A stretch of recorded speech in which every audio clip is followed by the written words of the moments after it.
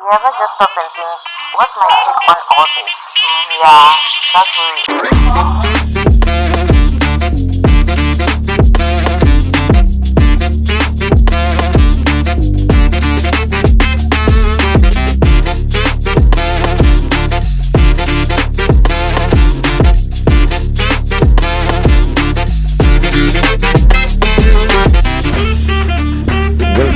Welcome, everybody. It's me, Lotwaran the second. You know how we do this. You don't know.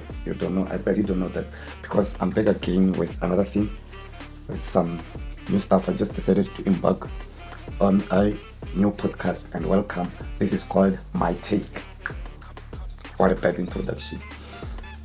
What a bad introduction. Look at this. Sure. What's happening? It's happening, everybody. It's me again, Lord Warren the second. You know how we do this, one or another. It's always happening. I don't want to use this. You know how we do this, but it feels like it runs in the blood.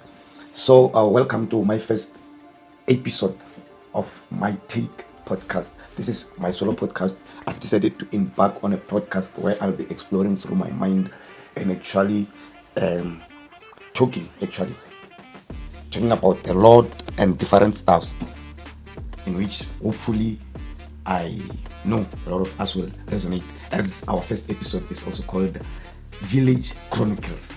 You know, this is where it all begins, where everything began. We'll know much of this podcast as I continue to as I carry on with the episodes and stuff. But today I want us to talk about the Village Chronicles, what the village can do to you. So I have this, it's a psychological example. I don't know if I called it while calling it a psychological example, but then it happens that it's some sort of a common story where there are two men who are brothers. The brothers were raised by their father, who was a drunkard, and it happened that one of the brother became successful. Allow me to call him brother A, and the brother B became a drunkard. And then it happened one of the good days that they were asked, and brother A was a drunkard. I don't know if I still, brother A was a drunkard. Now we have brother A, which is a drunkard. He was asked, why is he a drunkard? And he was like, because my father was a drunkard, so I ended up like him. And then the other one was also asked, why you became successful and focused in your career? I said he's a lawyer. Yeah, he was successful in his career and successful in life. Yeah.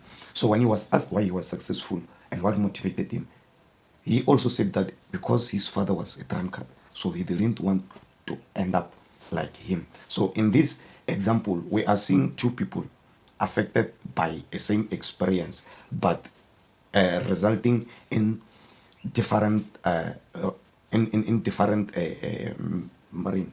It results different at the end. They resulted different.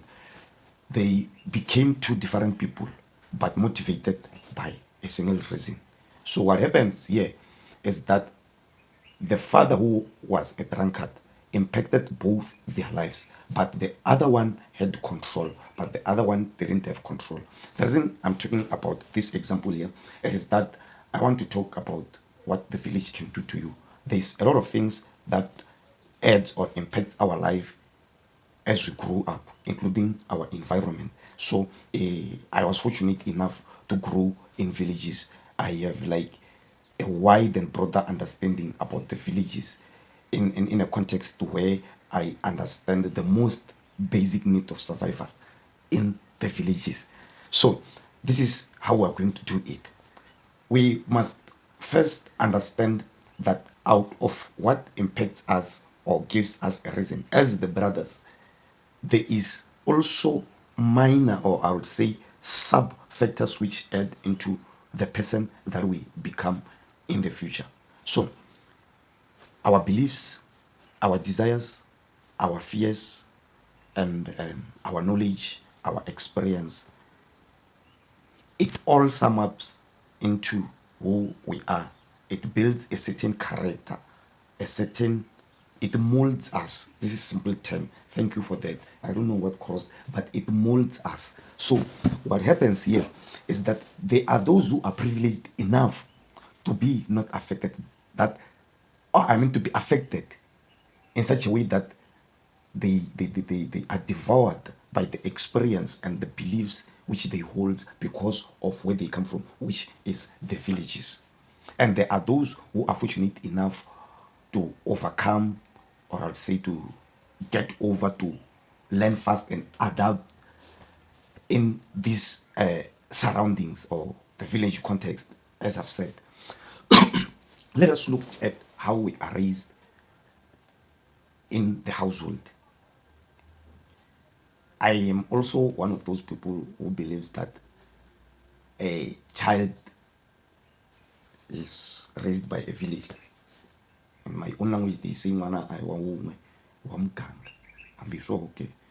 But then, what I'm trying to say is that we do believe that a child is for the village, is for the village to carry out the work of the parents in their absentia, or the work of their caregivers in their absentia.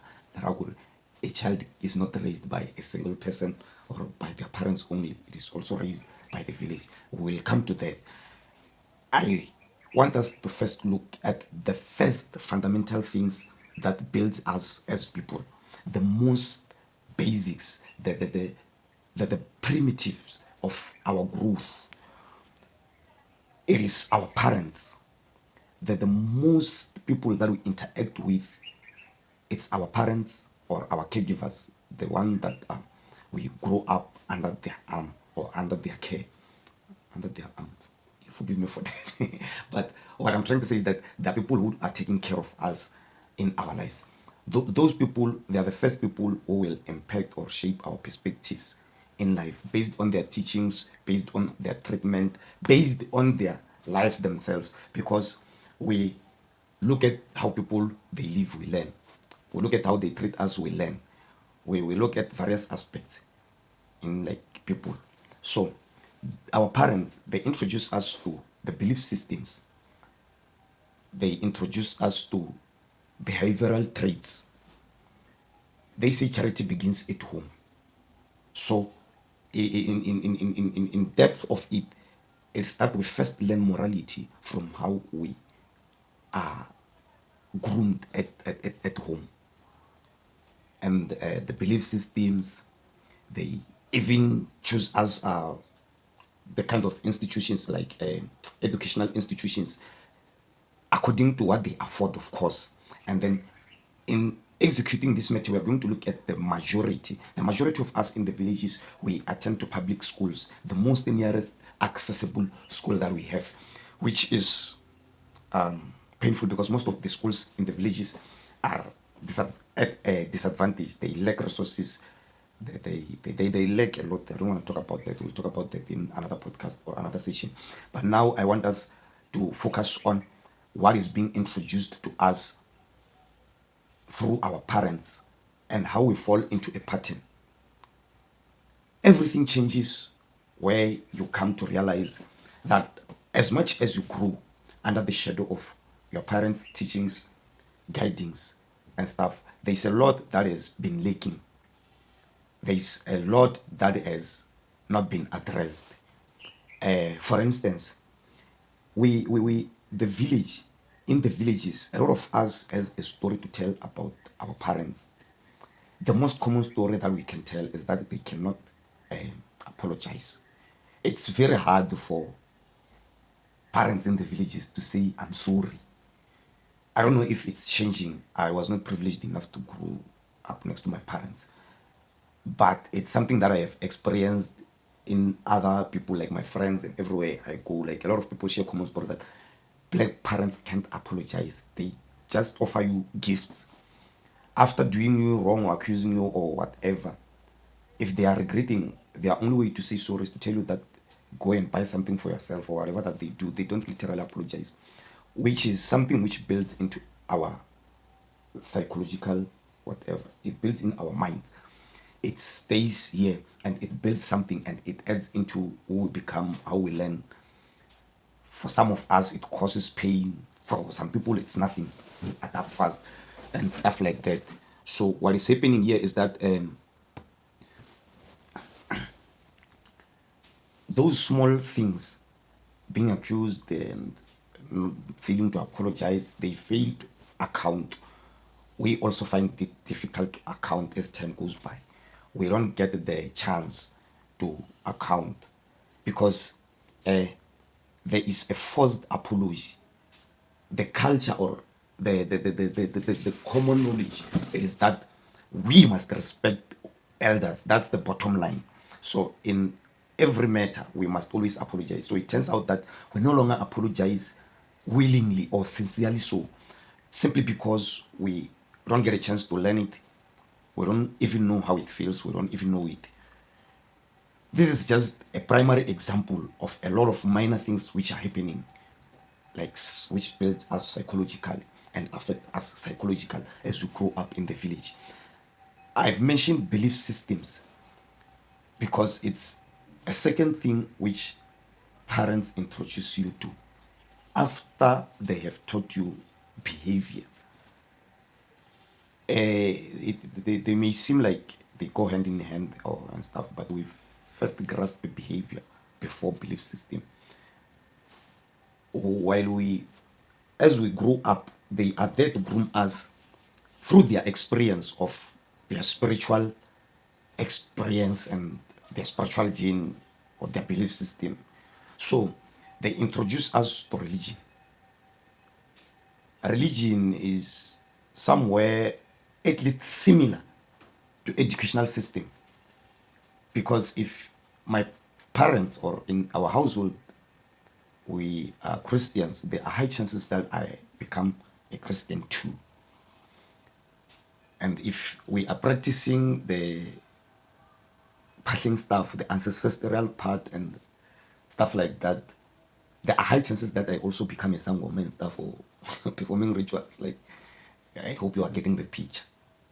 So I feel like on a later stage, even if you convert, even if there is a change which gets in play in the near future, the same applies to me. Maybe you stop going to church, or you no longer believe in religion, or you stop doing those ritual stuff and ancestral stuff and start going to church as a believer. It's going to be a hard decision to make because of what has been built psychologically. And it is something which has been passed to us. So it plays a role. We move to the context of the village, the main cause of this episode, what the village can do to you. Get this right. There is so much vulnerability to someone who never had the privilege or who was unfortunate to be raised by people who lack the capabilities to take them into the right path in life. Because what the streets can do to you in the villages, like the village, you call them the streets, we all know that what the streets can do to you also depends much on where you come from in terms of your household or where you grew up. The street can take advantage of the bad experience you had at home. The street can ruin a good character. The street can usher a good character to the most green pastures places one can ever find himself. Because the reason why I use these three sides or three strategic way to emphasize what I want to emphasize, it is that everything that I talk here, it will always come back or fall back to yourself. Everything is personal. Hence, people result different even from a same experience. It's because life is that personal. However, the factors which actually encourages the factors which encourages the outcomes of who we become or who we end up as I've said, the streets, which is the villages. Now, if someone is, let's say, if someone did not have that privilege of having people who will advise them and remind them of how bad the street is, it means they are going to the street without caution. And if someone is privileged enough to get advice, they are going to the street with caution. The difference here is that the other one that goes to the street without caution is vulnerable, as I've said, to a lot of things. Because what the street teaches you is out of, I will say, it's immorality. It's survival at its peak. I believe survival includes selfishness as much as it includes generosity. It goes hand in hand. So what happens is that we are forced into a certain direction in life to embrace the other side of us, which is the good us, and forget about the bad side of us, which is the beast of myself. That is why I am talking about the generosity and the selfishness. Someone needs to be cruel at a certain point. Someone needs to be good at a certain point. Someone needs to be kind. Someone, like, it goes like this. That's the rule of survival. So the street will devour you if you are vulnerable, and that will cause you to become a different person if you have courage or if you decide to stand up one of the good days. I know a story of a man who, like, had everything. His parents were fine, like, were good, but they passed on, and it happened that the wealth just went away. I don't know the story behind or whatever, but it turned out that I'm talking about the most notorious guy. He's well known for his burglary activities, well known for his rape attempt, for what do they call this? Bag snitching. A boy man come a boy shulum can yin when you step up galan. Amba being goons. They hijacking is for cars. Whatever. But what I'm trying to say here is that this guy had everything, and he thought he was respectful and stuff like that until he had nothing. So it turned out that there was something which encouraged him. The village lifestyle gave him an opportunity to blow his parents' wealth, as he said. He once talked about it, but just highlighting, hence I'm making facts. He blew his money, he blew what was left of him, and now he's like that guy that I just said. So what the village can do to you depends most also on your capabilities to adapt to the experiences you come across, because there is a lot going on in the villages. When the streets take you, or you are out in the street, those who paid attention, they either made it or most of them failed. And those who did not pay much of an attention, they focused on the system and they became successful. They went to school, graduated, and found a job. They're living a life. But it's not that easy in the villages. Everyone has a story to tell. We sit them down and let them talk what the village did to them. You understand that to survive, the whole of survival, if I'll measure it by a whole, I'd say it's like a hole that I made with a needle. It will be as tiny as that. It is as tiny as that gateway to hell. It says it is as small as if, like, they use the needle. So that is how possible it is to make it in the villages. We're talking about low class experience. Our parents lived only to afford transport money, survival, to afford basic food, basic education and stuff. So everything you do is average. For a talented someone to get recognition, they have to go beyond limits.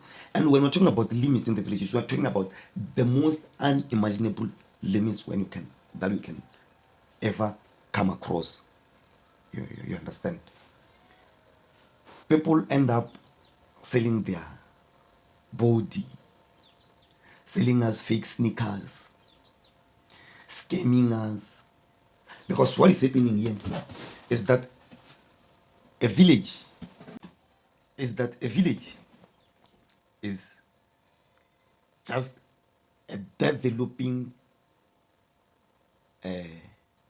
portion of a land, which makes at least I don't have real facts, but by my calculation, a village makes at least 2% of a province, percent maybe of a province. Let me check. Let me check. How many percentage does the village? Hey guys, check and go in.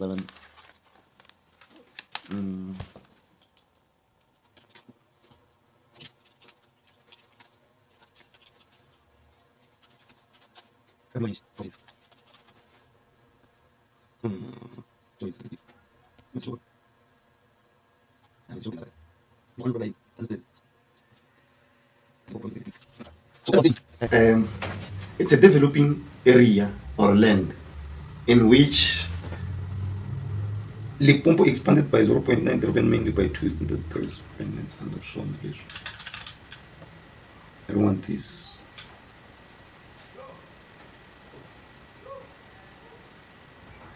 But let's carry on. What I wanted to imply here is that a village is filled up with low class people, or I'll say extra, there is the extra low, the most poorest people. You understand?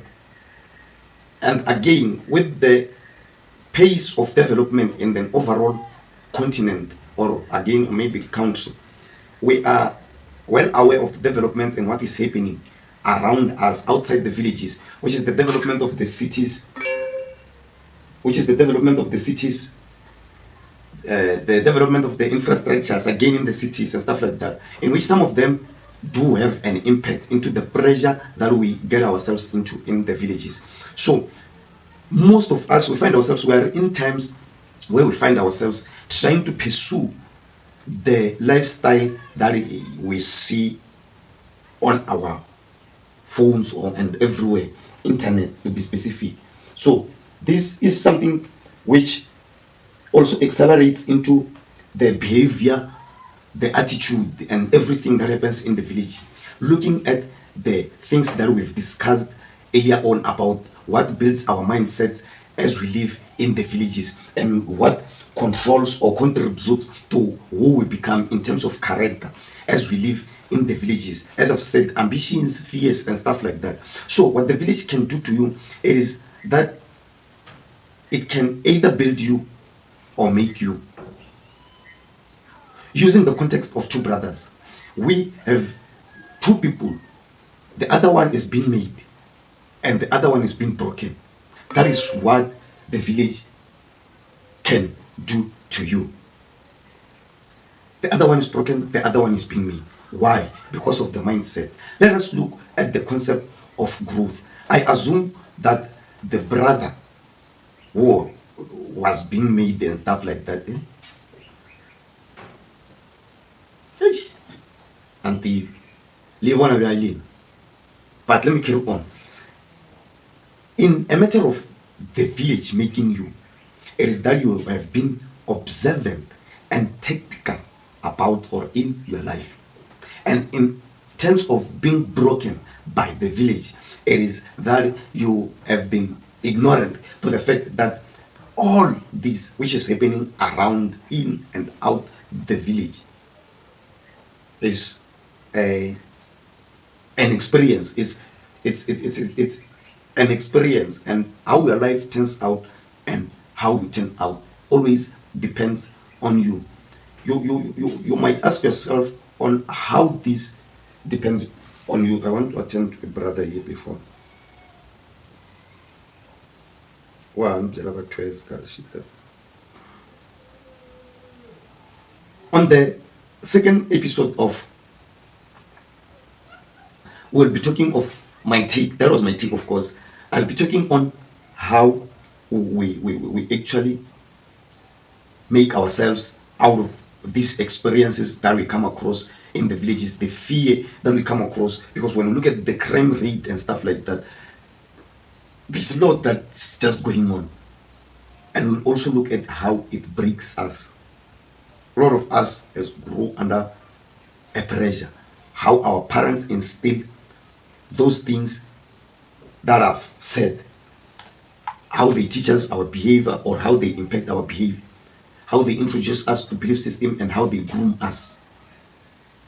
How this educational system that they only afford or only have access to shape us, and how we come about. How do we gain mind emancipation? How do we set ourselves free from what kills us or what has the capability to destroy us? Ladies and gentlemen, my name is Lord Warrant, or my name is Malatwara, popularly known as Lord Warrant. If you don't know me, don't worry, you'll get to know me. This is no, it's in episode. Now, it's like a podcast I'm in Rwanda.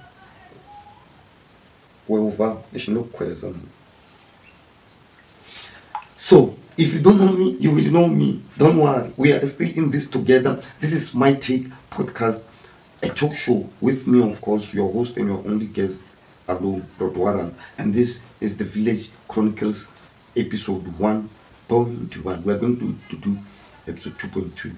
1.2, or we are just going to do episode 2 and give this season its name like Village Chronicles. You understand? I'm looking for a quote in my preparations. What we'll use. Matrices.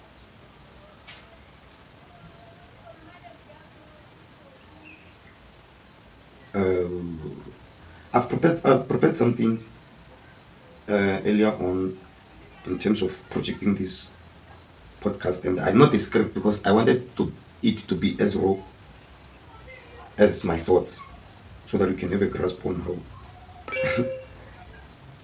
I think Village Chronicles, an unscripted, personal, and thought-provoking series where you speak directly from experience, exploring life lessons, growth, and the psychological influence of environment, especially the village life. I wanted that line. Ladies and gentlemen, this is the Village Chronicles. This is my take, and the first this is the Village Chronicles episode 1. And this hook was supposed to be used on my opening. Welcome to the Chronicles, where stories breathe lessons. And I'm not a good storyteller, I'm just a good talker. So, where's my line? Don't escape the village, outgrow it, guys, and come back to change it. Don't escape the village, outgrow it, and come back to change it. I'll see you when you see me. And make sure to hit subscribe, follow, whatever. DM me for suggestion, DM me for your views. What's your take on this matter? I would like to hear from you. And you are also welcome to join me. If you do want to make an appearance, you can text so that we can have a conversation. I can hear your take. This was my take. And what's your take? You ever just stop and think, what's my take on all this? Yeah, that's weird.